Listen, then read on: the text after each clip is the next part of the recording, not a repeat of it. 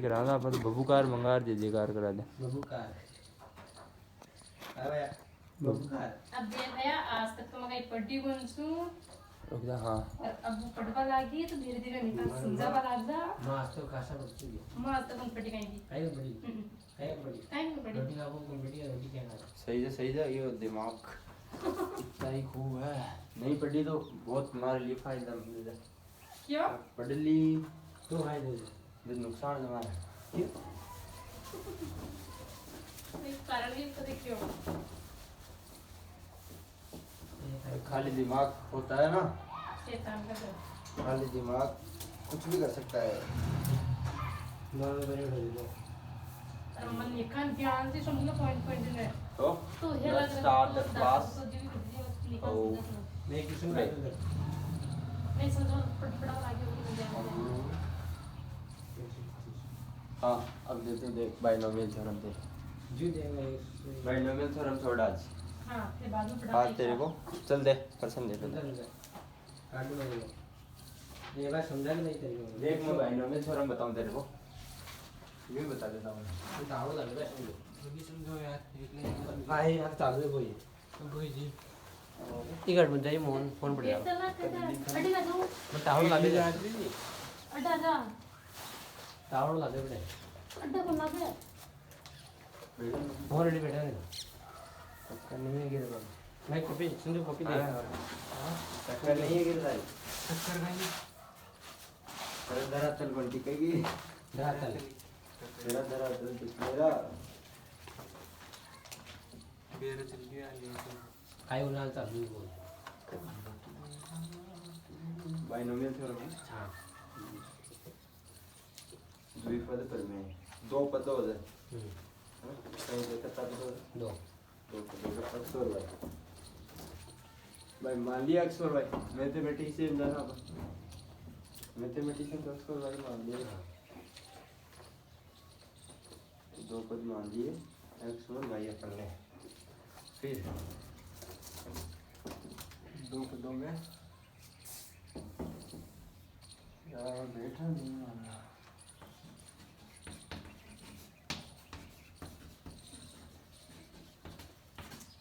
द्विपद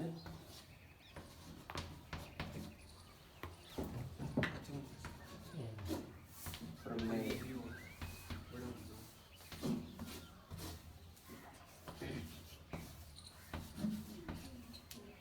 द्विपद प्रमेय लिखते रहो तो द्विपद प्रमेय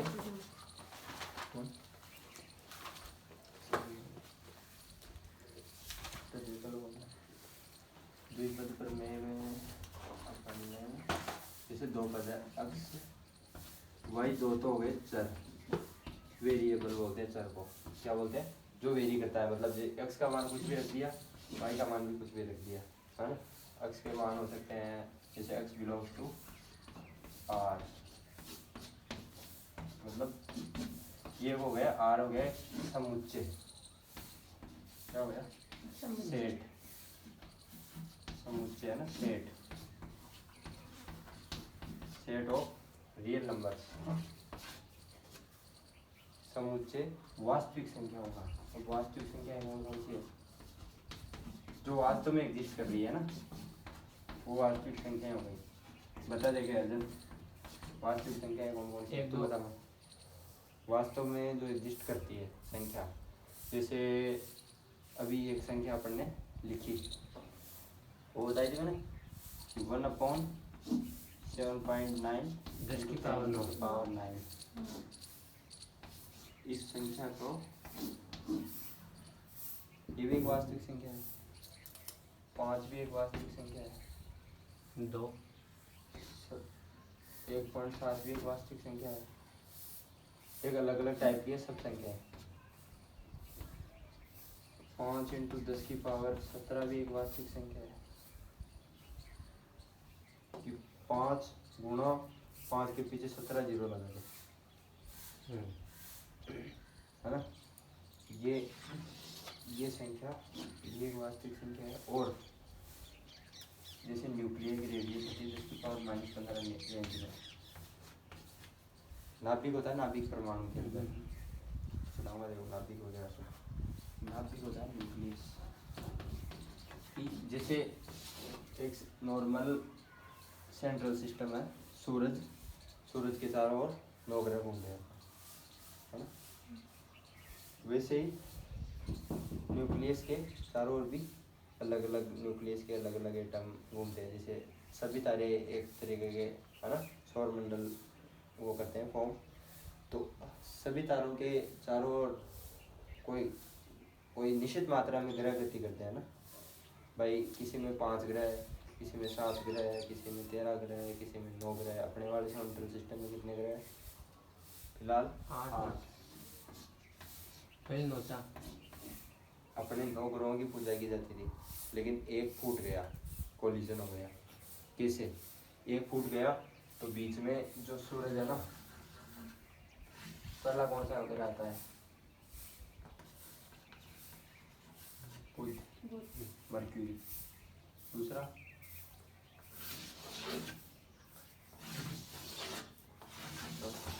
है ना, बुध, शुक्र, शुक्राचार्य और ये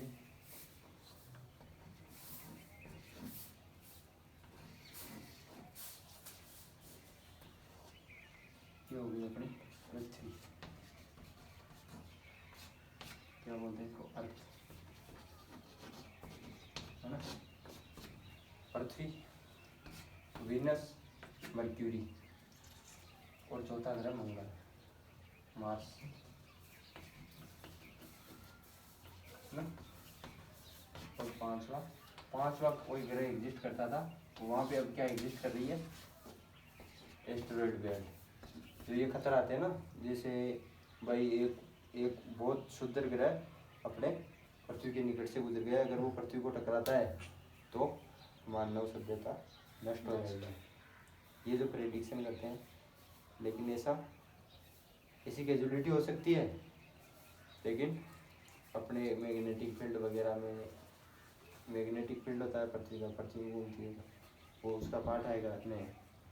तो मैग्नेटिक फील्ड के कारण ये दूर चले जाता है, यूँ निकल जाता है। सूरज से भी जो सोलर तूफान वगैरह आते हैं, एक सोलर तूफान पूरी मानव जाति नहीं, पूरा जीवन ही नष्ट कर सकता है पृथ्वी पर से। सोलर तूफान में आते हैं न्यूट्रिनो। वो न्यूट्रिनो ऐसे इतने पावरफुल होते हैं कि न्यूट्रिनो क्या होता है कि जैसे ये फोटोन आया ना, तो ऊपर पराबैंगनी किरणें तो ऊपर ही लगी, और हाई लेवल की किरणें सूरज विसर्जित नहीं करता। जैसे गामा किरणें भी 8 प्रकार 9 प्रकार की होती है। तो ये जो चीज़ है ना, तो इस टाइप का सेंट्रल सिस्टम होता है एटम। एक परमाणु भी इसी तरीके का सेंट्रल सिस्टम होता है, जिसमें नाभिक होता है, जिसमें नाभिक में प्रोटॉन और न्यूट्रॉन होता है, मेनली प्रोटॉन और न्यूट्रॉन होता है। और इसके चारों ओर जैसे ही इलेक्ट्रॉन घूमते रहते हैं, जैसे ग्रह घूमते हैं, है ना? पहले हम दो रहे थे उनकी समीकरण वगैरह इस तरीके का एटम वगैरह। और सेंट्रल सिस्टम भी इसी तरीके के होते हैं। जैसे ये बिगर सेंट्रल सिस्टम है, ये शॉर्ट सेंट्रल सिस्टम है। तो अब इसकी जो वो होती है ना रेडियस, वो भी एक वास्तविक संख्या है, वास्तविकता में एग्जिस्ट कर रहा नहीं, तो वो जिस इसका परिमाण मापा अपन ने, तो वो भी एक वास्तविक चीज़ होगी। पर रियल चीज़ है, ये रियल है। ऐसे तो नहीं भाई चूतिया बना रहा रदरफोर्ड अपने को, नहीं बना रहा भाई। न्यूक्लियस की खोज रदरफोर्ड ने की, अल्फा स्कैटरिंग है, तो चूतिया थोड़ी बनाया उसने, नहीं बनाया। तो न्यूक्लियस वास्तव में एग्जिस्ट करती है। तो इसको रिप्रेजेंट करने का तरीका क्या है? एक रियल नंबर से रिप्रेजेंट करते हैं। वो रियल नंबर है, इसकी रेडियस 10⁻17 मीटर में जाती है, 10⁻15 एक फेम्टोमीटर में जाती है, फेम्टोमीटर की रेंज में जाती है न्यूक्लियस की रेडियस। और इसका आयतन 10⁻17 मीटर की उसकी रेंज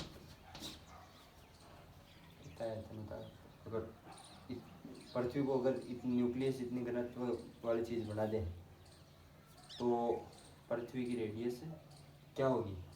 ये प्रश्न आप देखो, लिखो प्रश्न, देखो चीज़ है। पृथ्वी को यदि सिकोड़ कर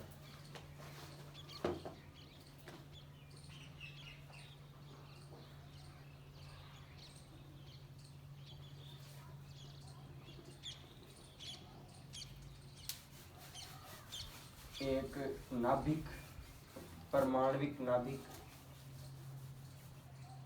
परमाणु परमाणु परमाणु परमाणु मूवी है ना, अणु छोटा अणु छोटा परमाणविक नाभिक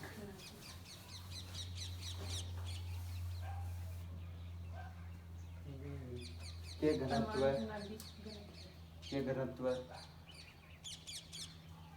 नाभिक का घनत्व है रो एन, रो न्यूक्लियस के बराबर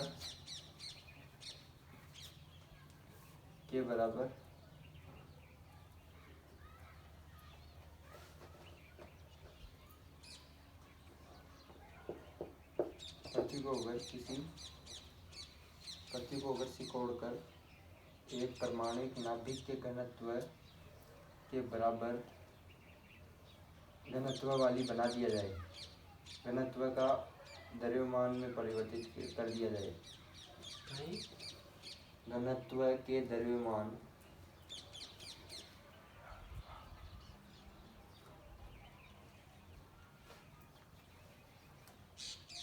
में परिवर्तित कर दिया जाए। पृथ्वी को अगर सिकोड़ कर एक परमाणुक नाभिक के घनत्व के बराबर घनत्व वाले गोले में द्रव्यमान घनत्व वाले गोले में परिवर्तित कर दिया जाए,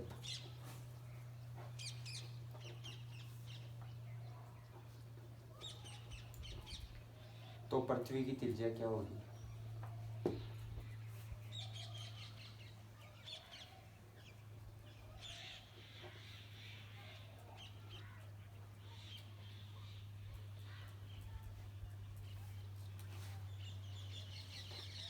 अब नीचे कोष्टक में लिखो, दिया है, क्या दिया है? एक तो रो एम न्यूक्लियस की ये दे रही थी 10⁻⁻17 मीटर क्यूब,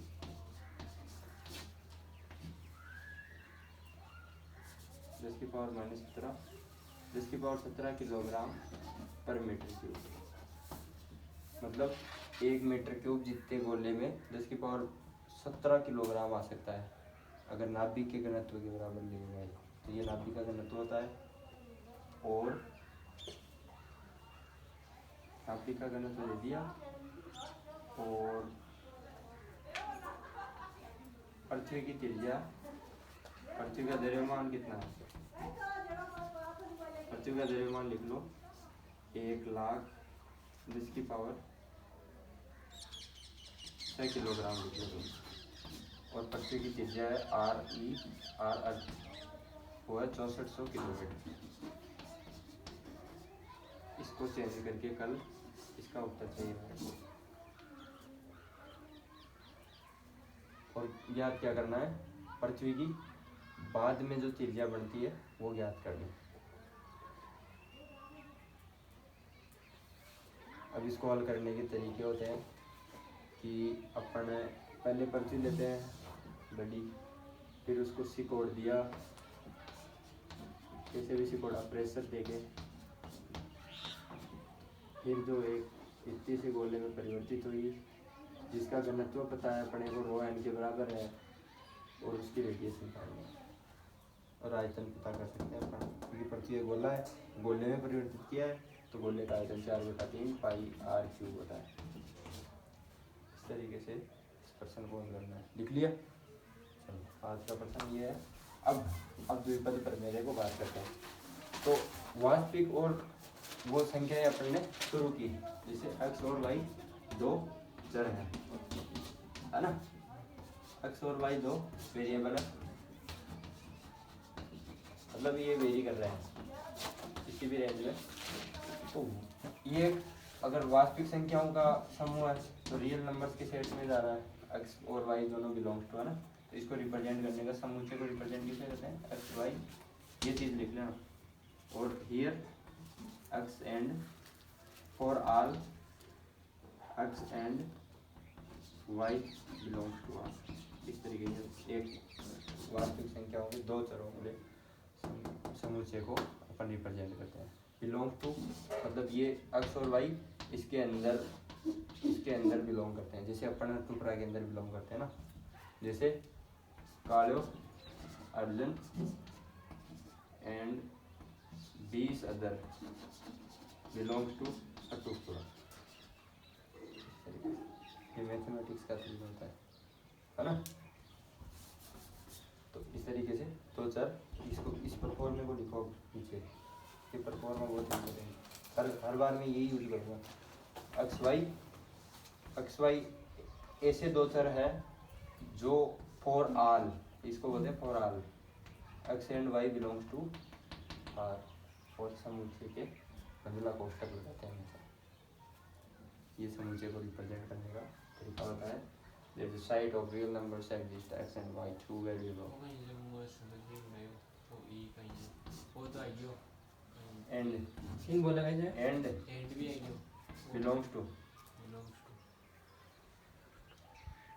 लग तो हाँ belongs माजी लग बताइए वो कहीं आई यार कहीं जाके आर जो रियल नंबर सेट ये आर नहीं है, नहीं करते वो सेट करते हैं, ये आर लिखने तो कौन लगा, तो रियल नंबर को सेट नहीं लिखा गया। तो समझ में आ रहा है रियल नंबर को सेट, वो एक समुच्चय की बात कर रहे हैं। ये कॉम्प्लेक्स नंबर को समुच्चय यू सी डॉट सी में रिप्रेजेंट कर दिया, और ओनली में नंबर को समेट से फाइव में रिप्रेजेंट कर दिया यहाँ ब्रेडिया में, इस तरीके में रिप्रेजेंट करो तरीका। तो अब अपन ने क्या किया, द्विपद प्रमेय, दो पदों की प्रमेय बनानी है अपन को। तो x प्लस वाई की घात बना दी n, कि x और y को, जैसे x और y का स्क्वायर किया तो क्या आया, x square plus 2xy plus y square. यह आया कहाँ से, कि अपन ने x प्लस वाई को 2 बार गुणा कर दिया। अब n बार गुणा करें तो क्या हुआ, एन मारे n बार गुणा होगा तो मुश्किल हो जाएगा मामला, है ना। n कितना भी हो सकता है, अनंत तक n 1 बिलियन भी हो सकता है। अब बिलियन में तो अपन हर बार गुणा नहीं कर सकते ना इसको, फिर अब क्या करें सोचो। अब मैं ये पावर लगाऊंगा, संख्या लगाऊं, कौन संख्या लगाए, मतलब 2 3 अगर जैसे x प्लस वाई की घात 15 अध्ययन, वहाँ जो ने तो जो हाँ बता। तो वैसे ही वन रहेगा क्या लग जी मुझे ना। तो इसको हल करने का तरीका देखते हैं। जैसे नॉर्मली देखो कि यार x प्लस वाई, इसको क्या लिखेंगे, x प्लस वाई अब तो n पर n, ये लिख सकते हैं क्या इसको, भाई n पर 2 गुणा कर दिया, एक ये पूरे गुणा किया अपन ने, ऊपर वाले x गुणा कर दिए सभी x, तो x की पावर तो n हो गई,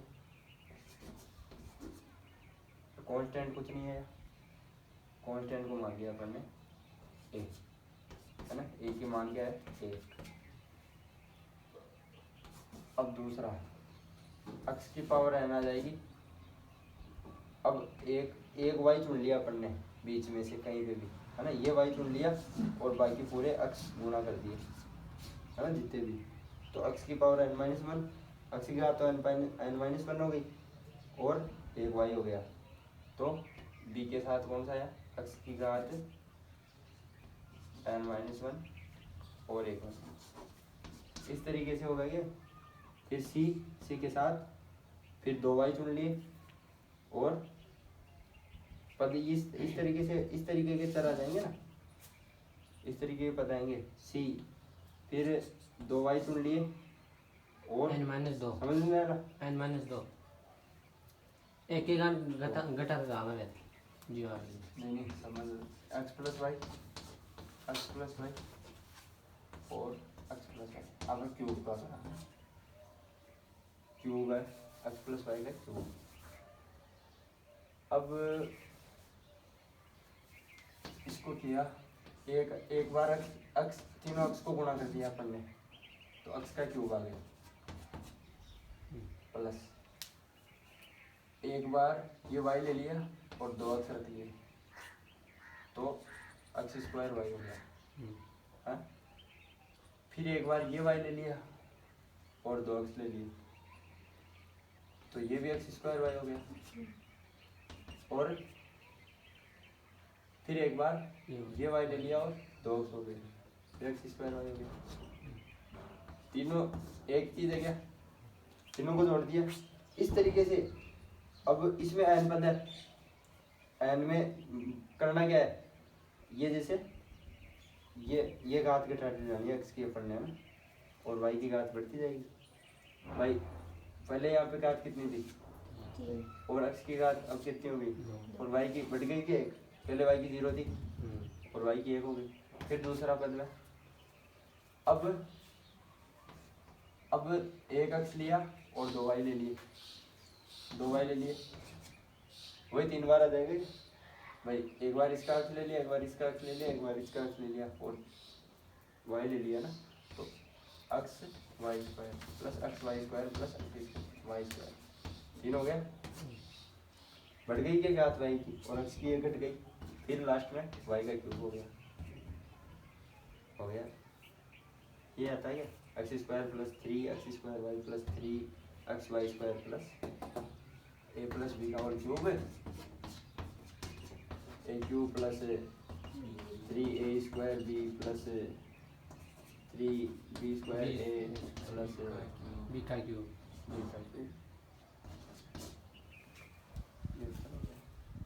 इस तरीके से एन पदों को गुणा कर दिया और एन पदों में इस तरीके की एक वो बन गई ये बन गई। अब क्या करना अपने को अब एन पदों को गुणा तो कर दिया लेकिन अब इनके ये ज्ञात कैसे करें उसमें तो सीधा 3 आ गया तो अब इसमें सी एक्स की पावर अगला पद बता नोट कांस्टेंट हो गया -2 ये कांस्टेंट जानते हो कांस्टेंट क्या होता है एक फिक्स वैल्यू होती है जैसे हाँ। सी का मान फिक्स 5 होगा हाँ। कांस्टेंट अचर राशि होती है ना मतलब ये अचर है कौन जगह जगह मान दो इन घोटा मान दिया तो घोटा के वैल्यू मतलब फिक्स है एक्स की घात 1 की n माइनस एक को जोड़ फिर आगे हो जाला x की घात n-2 फिर आगे n माइनस n तो हो जाएगा और y की घात बढ़ गई हाँ बस ये करता था d की x की घात n माइनस l3 आला 3 l की क्यूब हो गया y को क्यूब 4 तो अब सेकंड लास्ट को पद देखो ये आ गया और सेकंड लास्ट को पद मान लिया अपन y में x और y आ गया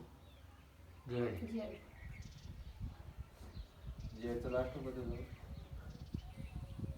w मान लो है ना w एग्जिस्ट करो w कांस्टेंट देखो ये और अटे लास्ट में बस तो कहीं पे डालो लास्ट में पद में n मु n-1 पद घट डाला तो बचलो एक x की पावर 1 बचली y की पावर कितनी बच जाली सेकंड लास्ट में बदी टाइप गया लास्ट में बच तो y की पावर है ना आली हाँ है ना हाँ तो ये में ये को उल्टो गयो ये घात तो डला की की घात डला की घात 1 से तो की घात n-1 होगी x की घात 1 होगी प्लस z y की पावर y की घात हाँ इस तरीके को एक प्रसार कर दिया अपन पद को इन्हीं बोले थे बाइनोमियल एक्सपेंशन द्विपद प्रमेय द्विपद प्रसार हो गया निकले चीज में दोबारा लिखवाने को मिल गया द्विपद प्रसार, दो पदों का प्रसार कर दिया अपन ने, बाइनोमियल एक्सपेंशन।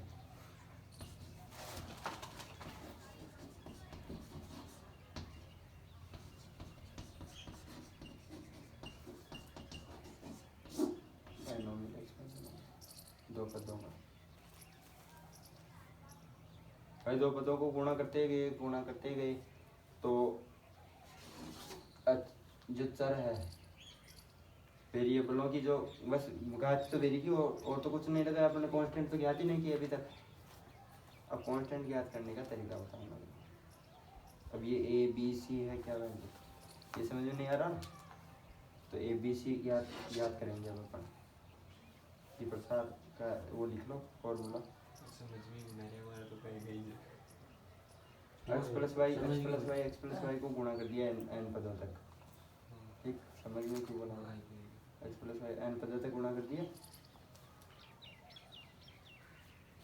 एन पद मान लो 25 पदों तक गुणा कर दिया, एन पद हो गया ना, एन कहीं भी लिख सकता आप, एन बोल दो। अच्छा अब बराबर में लिख ए एक्स की पावर एन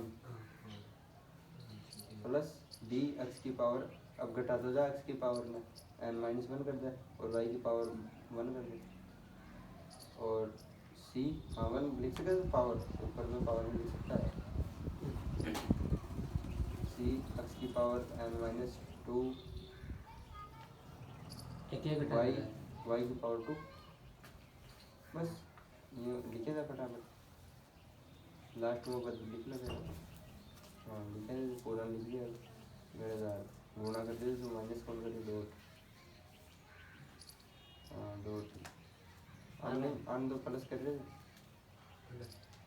वाई का डॉट कर देगा, बस गुणा कर देगा भैया शीट है वो शीट है कि वो शीट मान ले इको स्क्वायर है, इको मान दो और स्क्वायर बनो है हम है जी बताइए को शीट है NC1 NC2 NC3 NC4 NC5 और यहाँ को वो बताइए मैंने फिर वो 4 5 4 3 2 1 को गुणा करा दीजिए, बता रहा हूँ।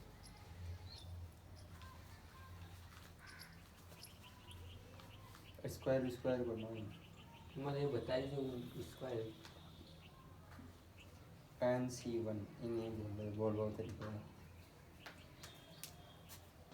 अब ये निकालना अपने को ना, अब A B C up to Z तक अपने को पता नहीं है, कांस्टेंट निकालने हैं ना, तो ये कांस्टेंट निकालें कैसे, लगाओ दिमाग कि A का मान तो क्या हो गया 1 और Z का मान भी 1, इसका मान कितना होगा, जैसे अपन ने क्यूब किया तो क्यूब में मान कितना आया इस पद का,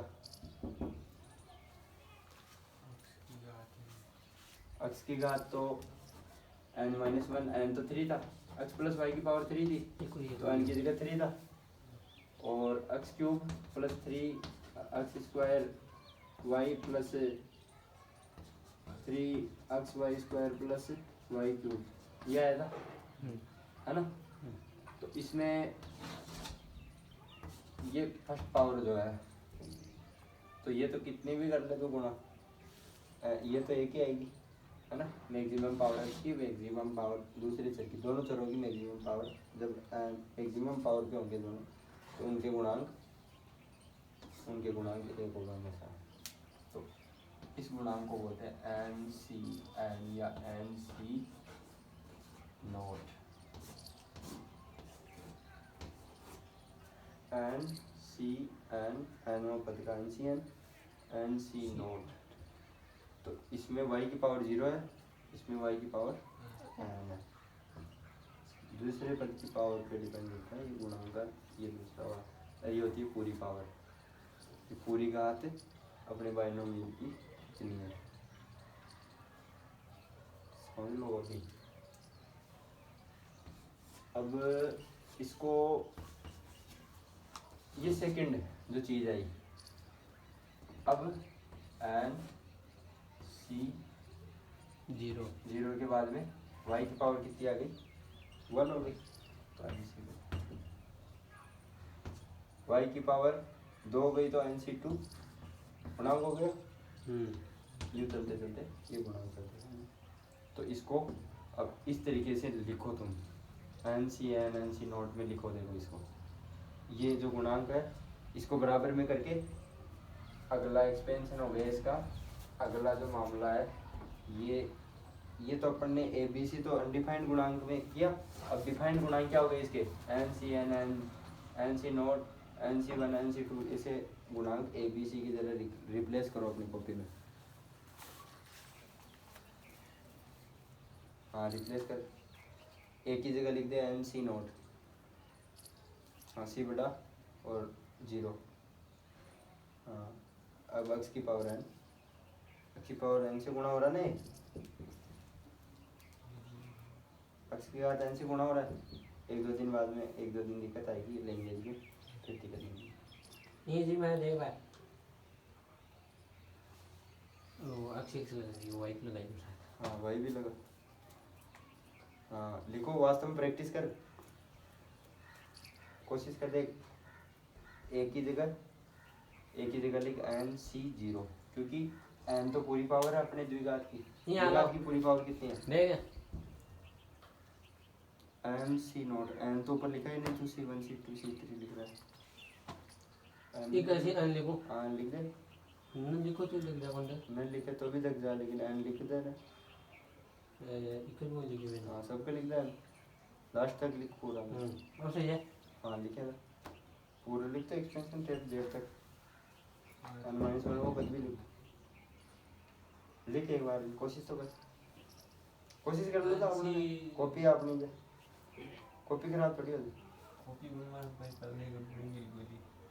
NC0, x की घात कितनी से पहला पद में n, और y की घात 0 0 से यदि वो y की घात 0 लिखा होना पाएंगे कि y की घात 0 लिख लो। कोई भी चीज की घात 0 हो जाए तो b को मान लो, तो लिख दियो। जो 1 ना गुणा कर दे, 1 ना 50 गुणा कर 50 ही आ जाएगा। लिख दियो भाई देख।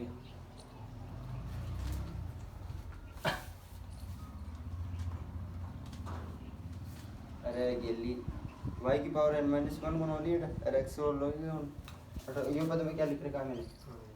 हाँ वो तो आगे से जी और x तो लिखे कौन, x भी तो जाता है। हाँ सही है, अगला सही है। लास्ट लिखो, देख अर्जुन, देख वापस लिख मोहन, देख कोशिश कर। मन तो यार तो कोई ध्यान ही मन दे, मन लिखा दिया है मोटर ने एक कॉपी में करवा दी। मोहन बताओ समझो समझा देख।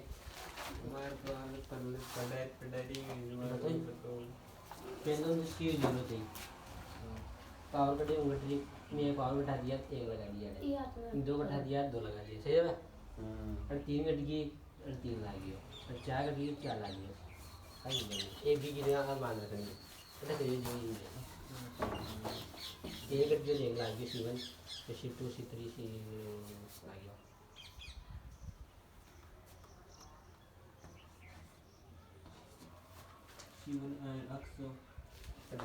हाँ x की पावर हाँ x की पावर 2 होगी ना, घटती गई ना, y की तो बढ़ती गई है, x की घटती गई भी।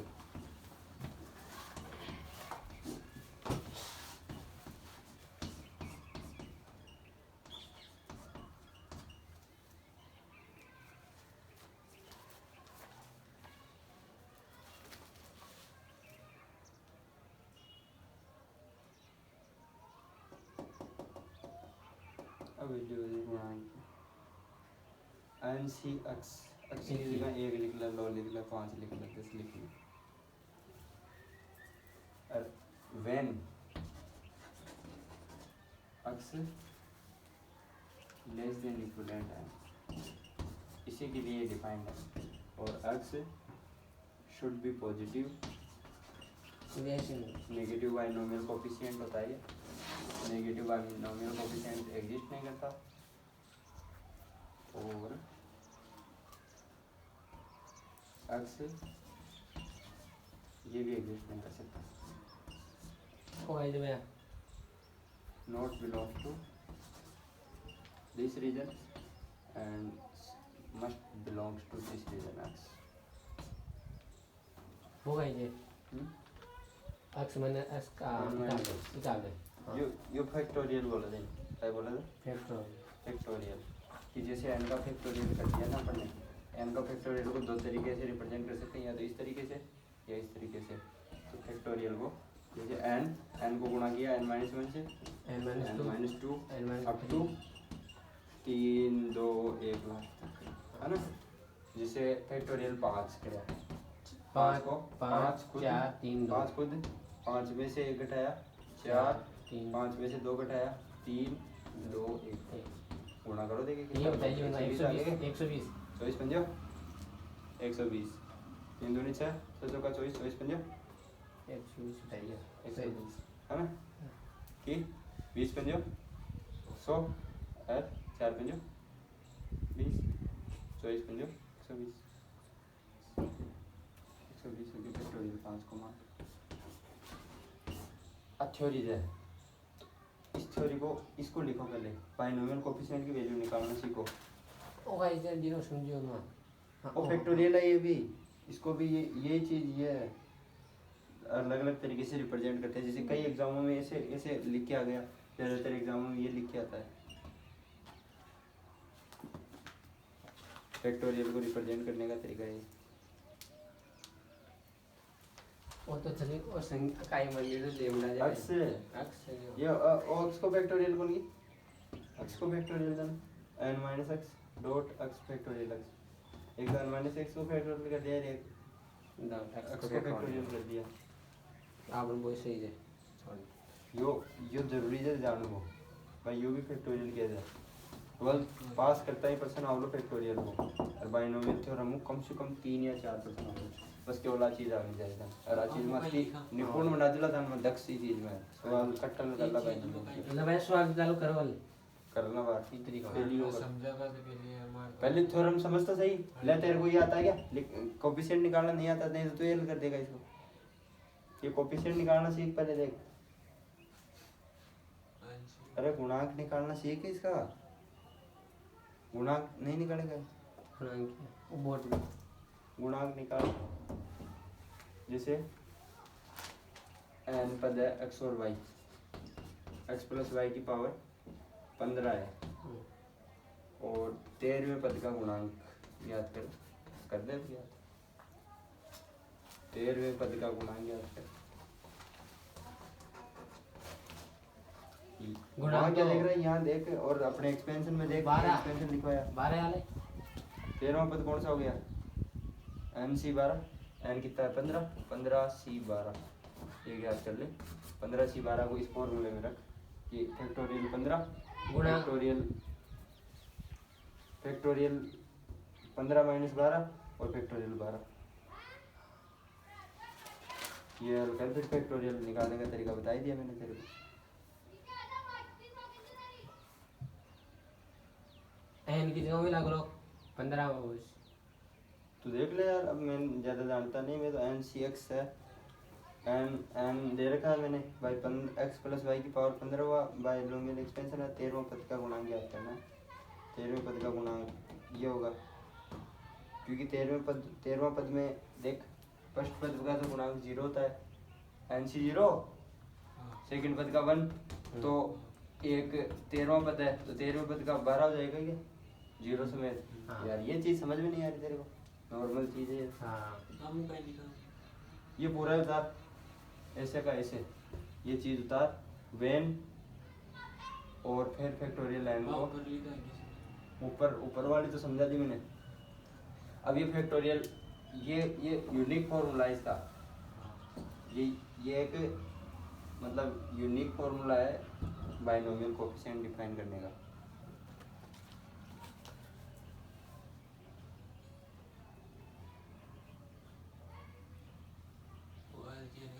n minus x factorial n minus x factorial x dot dot dot dot dot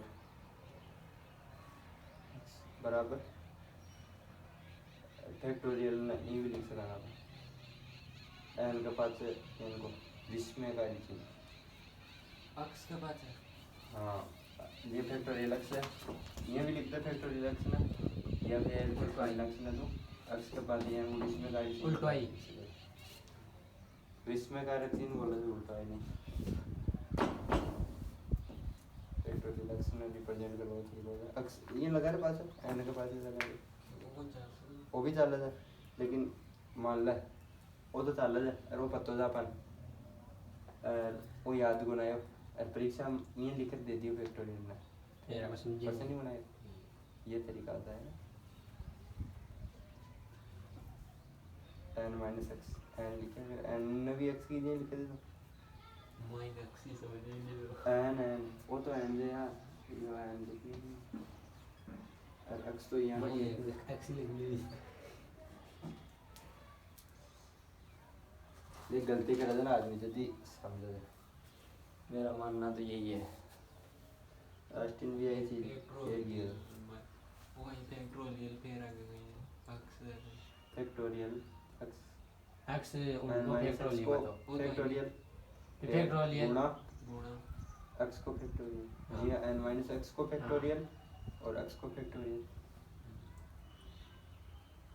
अब ओ फैक्टोरियल कद ओ सूत्र कद काम कर लो जब x एक तो n बड़ो नहीं हुआ मान ले n से 5 15 n से और c 16 और आपका 16 एम क्या तुम कर सकते हां भाई ओ 0 और 15 के बीच में होनी चाहिए ना चीज, तो ये चीज में नहीं आता जी ना नेगेटिव में जावे x पॉजिटिव होनी चाहिए, मतलब पॉजिटिव में 0 समेत आवाज हां और पॉजिटिव संख्या होनी चाहिए और x लेस देन इक्विवेलेंट होनी चाहिए n का, मतलब x n बड़ो नहीं होनी चाहिए, चाहे बराबर हो सके n के बराबर हो सके। 15 से 15 तो क्या कर सकते हैं, 15 से 15 1 हो गया किया हां करोगे आप, 15 से 15 1 किया हो गया फैक्टोरियल 15 n की जगह 15 रख दिए n माइनस एक्स 15 में x भी 15 तो 15 में 15 गया तो 0 फैक्टोरियल 0 को मान 1 हो गया, ये बोल दिया चीज नोट कर दीजिए हां वो 1 हो गया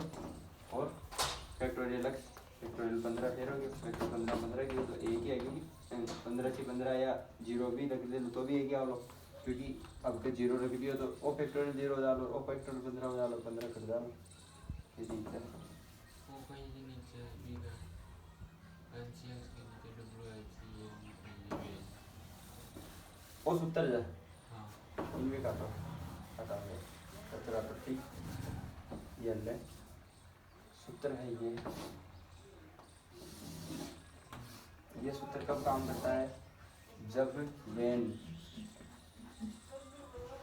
x less than equivalent n x हजार x should be positive, x को पॉजिटिव होना अनिवार्य है, मस्ट भी लिख दे शुड भी लिख दे पॉजिटिव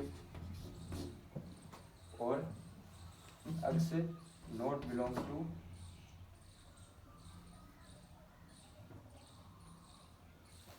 या x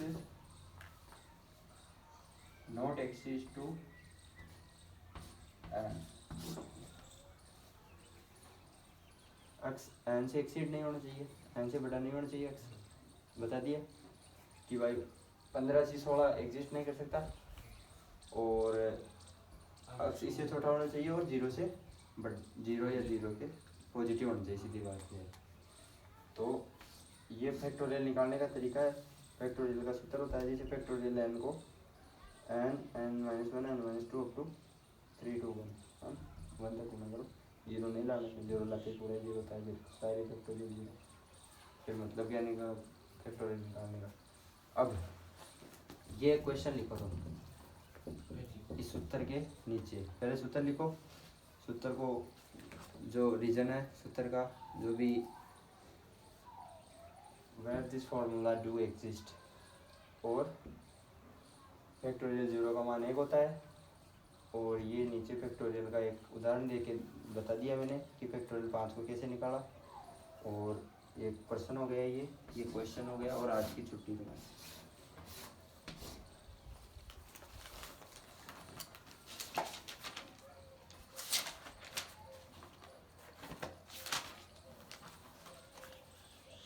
क्या है कि x प्लस वाई की पावर 15। क्वेश्चन को ढंग से लिख देता हूँ। x प्लस वाई की पावर 15 एक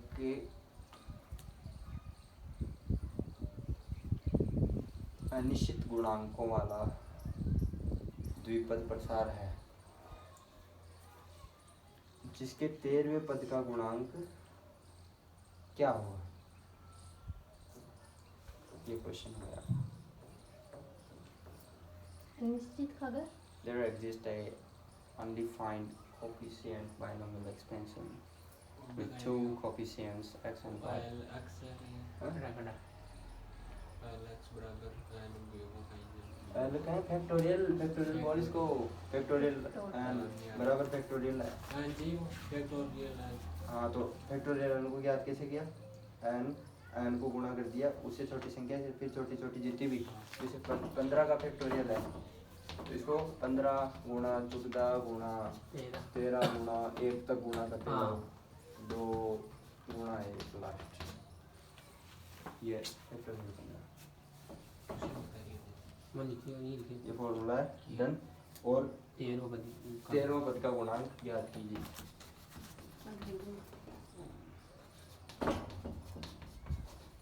डन।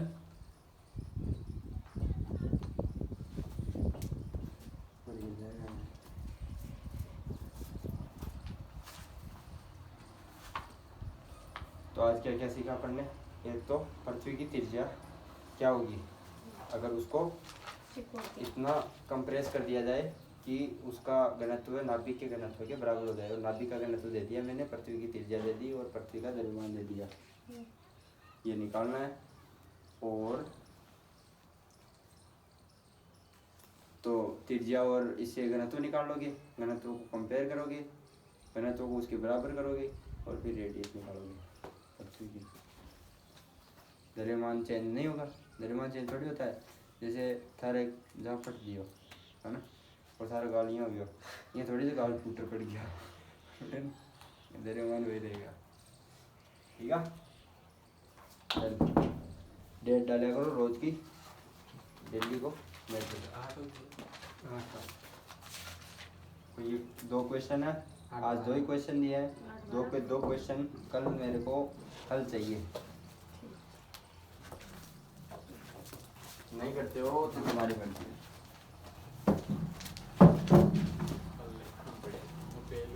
समझ